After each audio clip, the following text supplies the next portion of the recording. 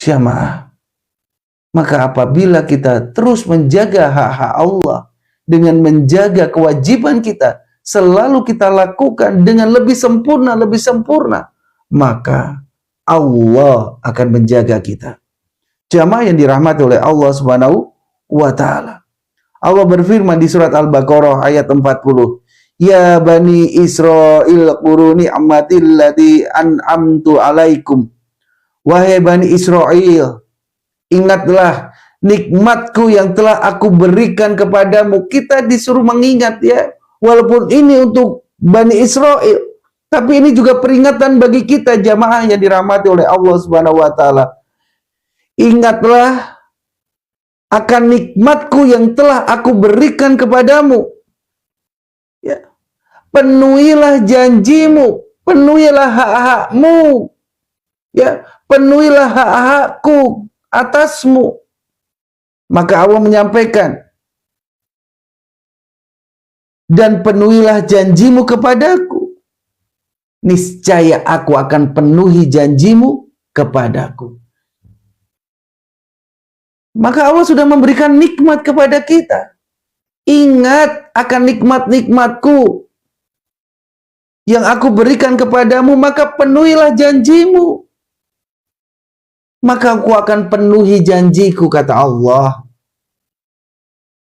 Dan Allah menyampaikan apa? Di akhir surat Al-Baqarah ayat 40, ya.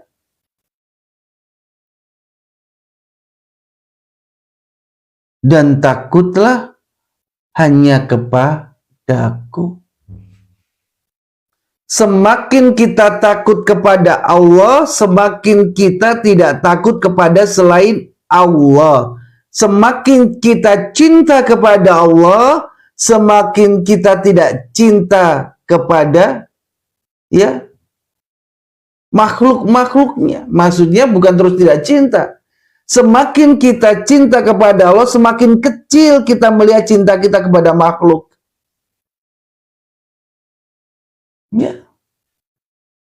Kita tahu semakin kita cinta kepada Allah, ya, semakin tinggi cinta kita, semakin kuat cinta kita kepada Allah, semakin kita melihat bahwasanya cinta kita kepada makhluk itu, ya, hanya sementara.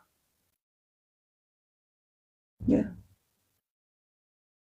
Bahkan kita akan dilupakan jamaah. Maka ingatlah saja nikmat Allah. Apa? Nikmat diberikan anak, istri, suami, orang tua, apapun yang Allah amanahkan kepada kita. Ya, ingatlah nikmat itu. Dan bagaimana mengingatnya? Ingatlah semua itu dari Allah. Maka kalau kita diberikan sesuatu yang baik oleh Allah, apa yang harus kita lakukan? Membalasnya dengan baik. Bagaimana cara membalas nikmat-nikmat Allah? Ya, jagalah hak-hak Allah. Jagalah hak-hak Allah. Maka penuhi janjimu, wahai hambaku. Aku akan penuhi janjiku. Kalau kita menjaga Allah, maka Allah akan menjaga kita. Ya. Ya. Kita cuma mikir ingin sesuatu dari Allah, tapi kita tidak melakukan untuk Allah. Bagaimana mungkin jamaah? Ya. Siapa kita? Kita ingin disayang, tapi kita tidak pernah menyayangi. Bagaimana? Tapi lakukan segala sesuatu ikhlas karena Allah, biar Allah lah yang mengatur hidup kita. Yang penting lakukanlah ikhlas karena Allah. Jangan lakukan ingin karena dunia. Istighfar jamaah. Aku akan banyak sholat duha agar aku banyak rezeki. Memang. Dikatakan sholat duha itu adalah pembuka pintu rizki kita. Tapi jangan niatkan kita untuk sholat duha untuk mendapatkan rizki. Niatkan karena Allah, ikhlas karena Allah, maka keutamaan, manfaat, keutamaan sholat duha akan kita dapatkan. Ya. Allah memberikan rizki kita berapa saja, Allah memberikan pintu kemudahan mana saja, syukuri.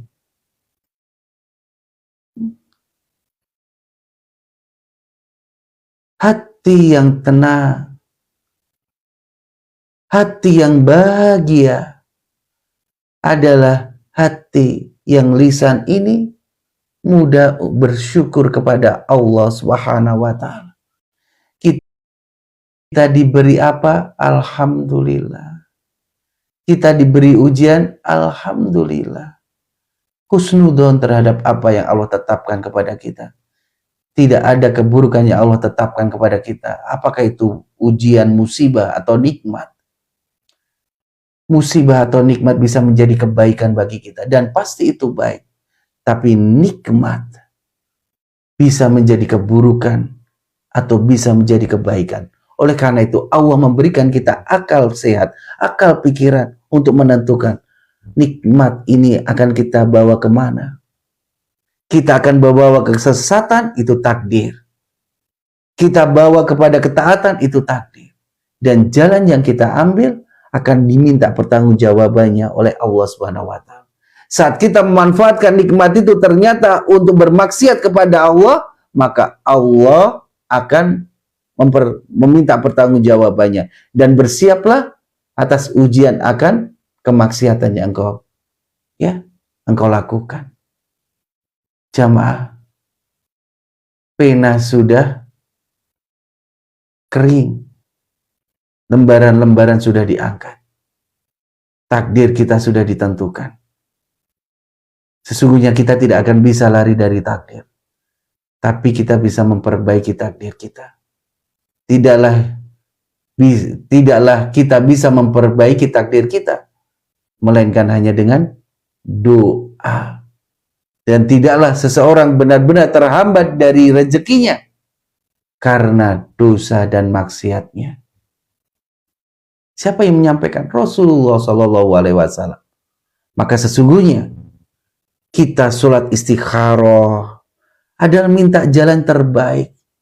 Menjadikan minta takdir dari takdir-takdir Allah itu yang terbaik. Takdir-takdir Allah yang sudah ditentukan kepada kita, kita memohon petunjuk agar diberikan takdir yang terbaik.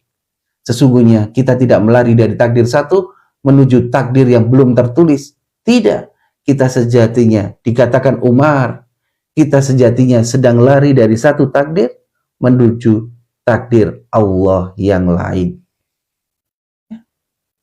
Apapun yang sudah kita putuskan, itu takdir. Dan itu sudah tertulis. Ya.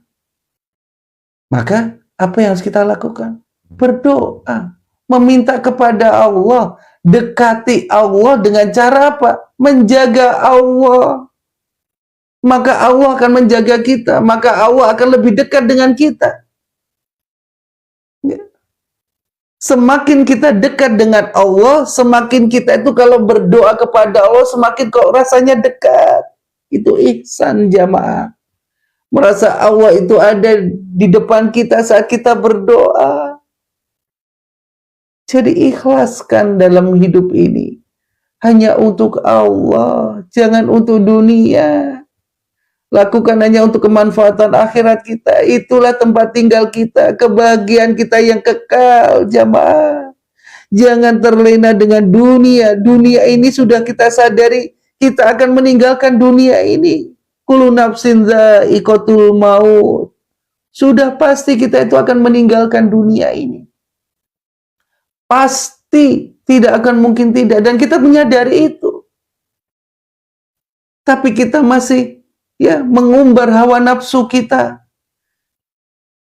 Ya, kita masih menikmati dunia dengan gemerlap dunia ini, mengikuti perayaan-perayaan umat-umat kafir. Ya. Mudah melakukan ibadah-ibadah yang tidak ada tuntunannya dari Rasulullah SAW. Ya. Masih mudah melakukan hal-hal yang dilarang oleh Allah Subhanahu wa Ta'ala. Padahal kita tahu Semua yang bernyawa itu pasti akan mati. Dan kita itu menunggu antrian untuk kematian kita. Maka pertanyaannya, bekal apa yang sudah kita persiapkan untuk menghadapi kematian kita? Janganlah jadi orang-orang yang menyesal kelak di alam kubur, ingin dikembalikan ke dunia hanya untuk bersedekah. Tidak. Kala sudah cukup waktumu. Jamaah yang dirahmati oleh Allah Subhanahu wa Ta'ala. Ya. Maka jamaah, ya, jagalah Allah, maka Allah akan menjaga kita. Ya. Maka Allah, apabila kita menjaga Allah dengan memenuhi hak-hak Allah, maka Allah akan menjaga kita dalam masalah urusan dunia. Ya. Yang pertama adalah Allah akan menjaga kita urusan dunia. Ya.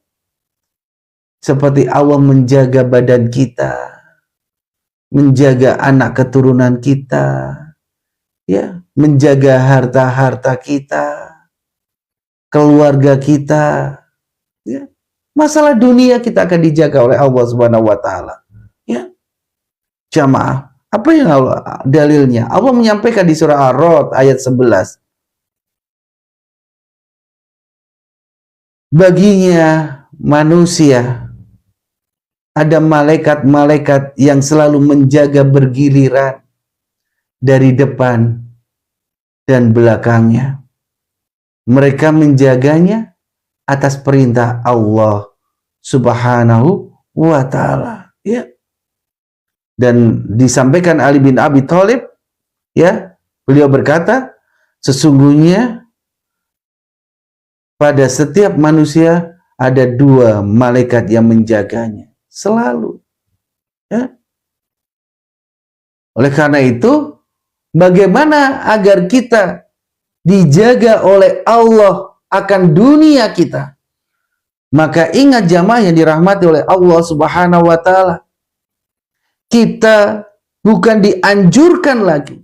Kalau kita ingin dijaga oleh Allah, maka jagalah Allah, berdoalah kepada Allah, mintalah kepada Allah. Bagaimana doa kita minta, ya, diselamatkan dari dunia ini? Ya, doa yang sering kita baca jamaah.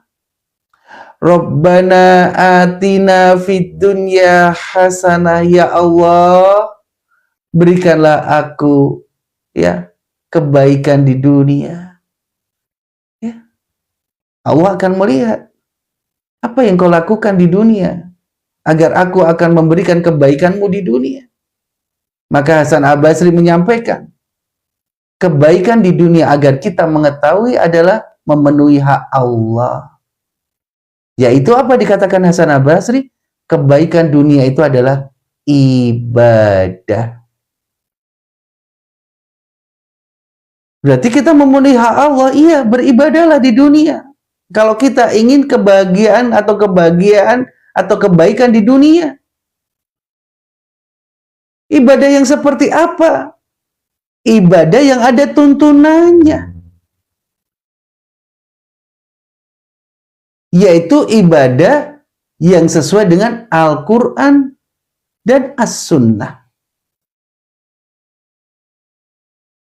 Maka dikatakan kalau kita ingin kebahagiaan, kebaikan di dunia, maka beribadahlah, pemenuhi hak Allah sesuai dengan tuntunan Islam, yaitu Al-Quran dan As-Sunnah. Dikatakan selanjutnya, wa fil akhirati hasanah, dan berilah aku kebaikan di akhirat. Saat kita melakukan ibadah di dunia adalah sejatinya persiapan kita untuk mencari modal kita untuk mendapatkan kebahagiaan di akhirat. Maka jangan pernah kita lepas Al-Quran dan As-Sunnah sebagai hudal lil muttaqin, sebagai petunjuk yang nyata bagi orang-orang yang bertakwa. Siapa yang tidak mau menjadi orang yang bertakwa? Tidak ada, pasti semua mau. Karena surga tempatnya orang-orang yang bertakwa. Jamaah yang dirahmati oleh Allah Subhanahu wa taala.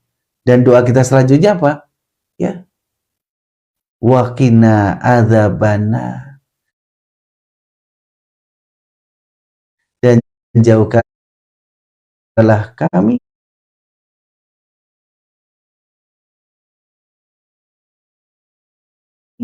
dari siksa api neraka.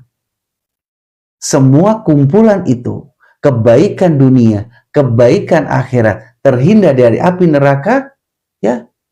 Kita minta itu kepada Allah, kita minta dijaga itu semua kepada Allah, maka yang Allah minta hanya satu. Ibadahlah kepada Allah dengan mentauhidkan Allah, ya, sesuai dengan Al-Quran dan As-Sunnah.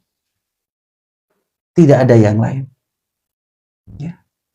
Ibadah adalah seluruh aktivitas lahir dan batin kita. Ya. Lakukan sesuai dengan Al-Quran dan As-Sunnah. Ya. Allah tidak menyuruh kita untuk bermaksiat.